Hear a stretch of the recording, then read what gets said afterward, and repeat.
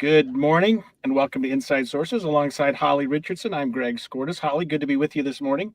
I'm happy to be here and so Hey, excited Holly, about our new show starting next week. do you remember that Rolling Stones song that you can't always get what you want? There's a Yes. line in that song that says, I went down to the demonstration to get my fair share of abuse. And this weekend, I went to the state convention to get my fair share of abuse, to watch what the Democrats were doing. And I went as a Democrat. I went as someone who was there to support them, to see what they were doing. And I have to say, I came away a little bit feeling like things are not changing. And what they had gone into that convention with was an attitude of change, change, change. I think a lot of people were optimistic. But I don't know that we came out of that. And I don't mean to say anything negative about their slate, the candidates that were elected. Brian King, I think we all know him. He ran for governor last year. He's been in the Senate for many years, or was he the House? He was in the House for something like 16 years. Yeah, I served with him in the House. Yep. Oh, he was there when you were there.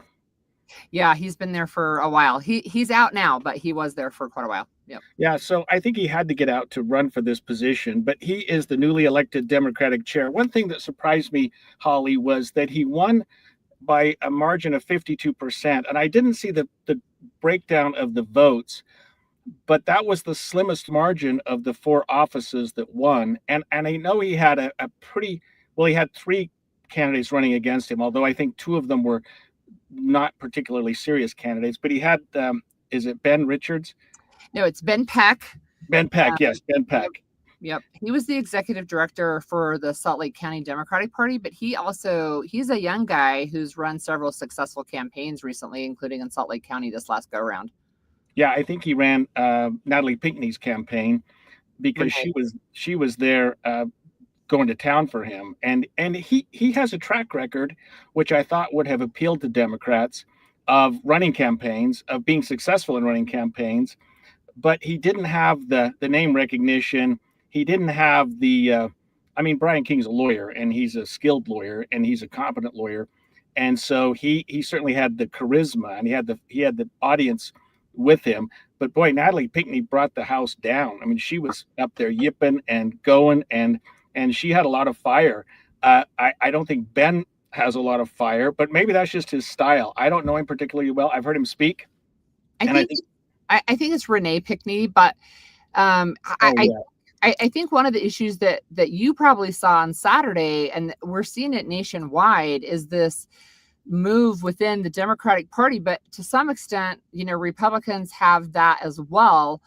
Are we sticking with tried and true, the things we know have worked in the past, or is it time for us to go to somebody completely new with a totally different style? You see it both locally and nationally. Yeah, and I think that we did get a new slate. I mean, I think every officer that was elected is new, and you could correct me if I'm wrong, but I don't know that any of them were, and there were some that were running for re-election. I think that Diane Lewis, the former chair of the Democratic Party, had done a very good job. She'd been very effective, but I think that she had run her course. And I would say this, Democrats in Utah, let's face it, they had a poor showing in 2024. And say what you want about Trump. I mean, he did well, but Kamala Harris's numbers in Utah were not too unlike Biden's 4 years ago. But Democrats statewide did a little bit worse, except for some pockets, of course, in Salt Lake County. Yeah, I think you saw the crossover, though, between people who are typically unaffiliated, but they tend to lean Republican, but also registered Republican voters who are like, I can't vote for Trump, so I'm going to vote for Kamala. And then went back to voting maybe Republican on more local races. I was wondering about that because it occurred to me that we didn't do as well. The party didn't do as well in, for example, Salt Lake County as they have in the past. I don't think King won Salt Lake County, which was unusual because Kamala Harris carried it. But I think you make a good point that maybe some people were like, okay, I can. I don't think I want to support Trump. I'm not sure I'm ready to go that far right, but I'm still willing to vote for somebody like Cox, who's maybe a little more, moderate in terms of the eyes of a lot of Utah voters. A little more centrist, yeah. And I think one of the things that we can ask, and we see this, is Utah ready to become purple? Meaning, are people going to switch back and forth between Republican control, Democratic control? Colorado's a purple state now. Are we on the cusp of that, right? And we're hopeful. People, anybody who's watching on Facebook or YouTube Live, weigh in on that. Do you think Utah is going to turn purple anytime soon? So what do you think, Greg? Let me tell you my thought about that. Is that the they say strike while the iron is hot.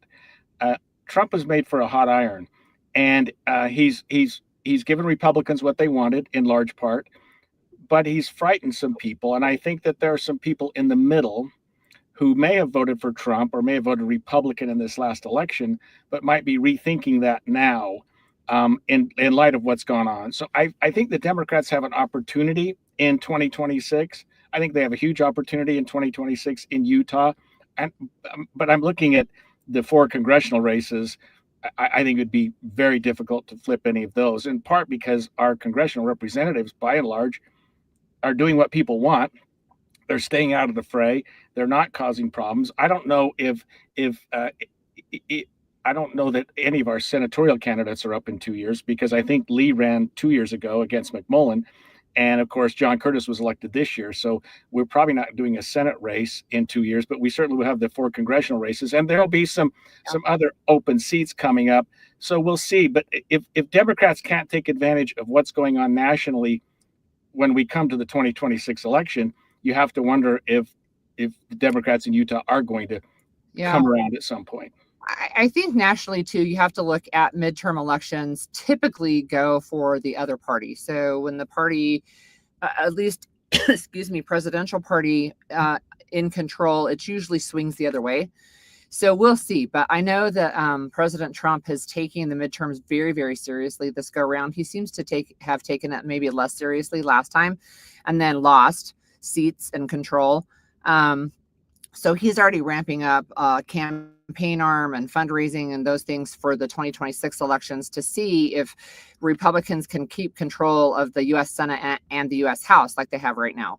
So typically they do swing the other way. We'll see. In Utah, I think the opportunity for Democrats in Utah in 2026 is, can you take any of those even purple seats within the Utah legislature? So you've got some areas of Salt Lake County that can go back and forth between Republican and Democrat. Is there any room for Democrats to take back a couple of seats? But still, even looking at that, Republicans in Utah have a super majority, because they have well over the 2/3 that they need to be a super majority in the state. Is it going to make any difference long term? Yeah, and are Democrats able to capture any seats north of Salt Lake County? I mean, we actually lost in Weber County in this last election cycle, and you would think that maybe there could be some. I look at Weber County just because I'm a resident there and think that used to be a pretty purple county. When I ran for county, or attorney general in 2004, and spoke at the Weber County Convention, where it was introduced by elected Democrats. But Weber County's flipped a little bit. I think Davis, Utah counties, of course, are probably going to remain Republican. But are there some counties other than Salt Lake? And even in Salt Lake, as you mentioned, some of those districts in Salt Lake could be re-established, and maybe somebody like Rosemary Lesser or somebody like that could jump in Weber County and flip a seat up there as well. Yeah, and Rosemary was the one who was in office, right? And she was able, I think, to serve well, and then it went back. So that seat has flipped back and forth a couple of times over the last decade, which is interesting.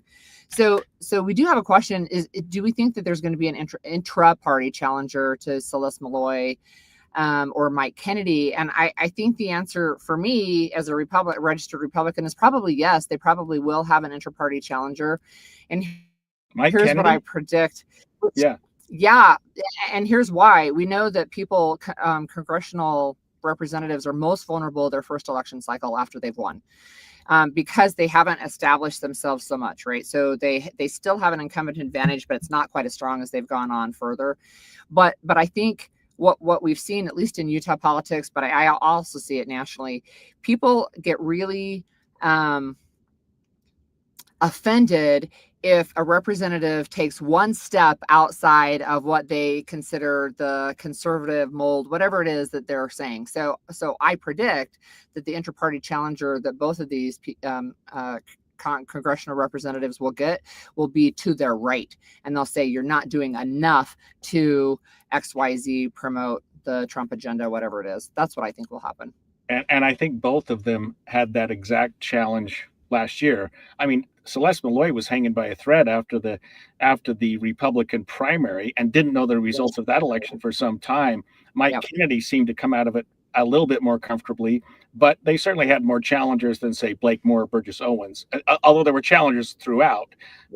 But in terms of serious challengers, challengers that were keeping people up after the election, after the primaries to watch the results, those two were a little more of nail biters. Yeah. And, and Mike Kennedy is my representative. I live down in Utah County and he represents that area. And he ran against Mitt Romney, if you remember, when Mitt Romney ran for the Senate. And so he was already known to the delegates. And even though there had been a changeover, he was already known and popular with delegates and had been, of course, in the Utah legislature for quite a while. So he is a known entity, but this is his first cycle as a congressman. Yeah, one of our listeners just chimed in about the young voters, and this is something that surprised me with Kamala Harris's race, because when she came out of the Republican convention, I think a lot of young people were enthused. I think a lot of first-time voters were excited, and I don't know whether they didn't show up or they just didn't feel like she was as exciting as they had hoped. But we keep thinking, I mean, I remember 20 years ago, Utah's turning purple. We're going to get more young people, but we don't seem to be going in that direction. Yeah. And I think one of the things that came out after the election is that Donald Trump and his campaign had really done a good job making inroads with young men. And they were going where they were. So meaning sporting events and podcasts popular with that population, right? And it felt like from the outside, it felt like maybe the Democrats were doing a better job of that. But in the end, what the data ended up showing us is that the Trump campaign had made really sizable inroads into an area that had traditionally gone Democrat, right? In fact, I've heard elected officials say when you're young, you're liberal because you have a heart. And when you're older, you're more conservative because you pay taxes, right? And have a family. But I think this last time we saw that across the nation is that there's a whole segment of young adults, especially young men, I would say, who really gravitated toward Trump's message. So in Utah, we have not had a statewide elected Democrat this century, and we had Ben McAdams, who was a congressional representative, but that's not statewide. Right. But our last governor was Scott Matheson Sr., and it's something like 94. And our last statewide, I think, would have been Jan Graham, the Attorney General, I think that's right. Probably 96. I don't see that happening anytime soon. But maybe I'm wrong. I mean, and the Democrats were certainly enthused. They were certainly excited at this convention, and it was fun to watch them. I would have enjoyed attending the Republican convention for the same reason, just to see that level of excitement. But I mean, and you have to be optimistic. You can't show up at a convention and not do the rah-rah thing. Right. But I don't know what the future is going to show. Remains to be seen. Yeah, and I've been a Republican delegate off and on for a number of years and have been to many of those rah-rah conventions. I was at last year's convention that went until midnight and stayed until the bitter end. So that one was a little wild. But yeah, sure, you got to have some rah-rah, but you also have to be realistic, I think, right? I don't think the low-hanging fruit is a statewide elected office. I think for Democrats, my opinion is they're going to focus on seats that they might be able to swing, either in Salt Lake County or maybe in Weber County, probably not Davis County, probably not Utah County. But looking at those seats as you start to look towards the 2030 census and then the 2031 redistricting, where Utah is one of the few states that is already being talked about as maybe gaining an extra congressional seat. So again, I don't think Democrats are going to be taking over statewide elected office, but I do think there are possibilities on a smaller scale. Anyway, it's been a pleasure to talk about this. This morning is fun. Yeah, it's a lot of fun. And hopefully we'll be back with another edition of Inside Sources live on Facebook.